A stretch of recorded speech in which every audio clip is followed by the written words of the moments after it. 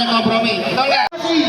Para pekerja pariwisata semuanya. Bapak Gubernur Jawa Barat. Kita belum bergerak. Belum dicabut surat edaran nomor 45 poin 3 terkait stadium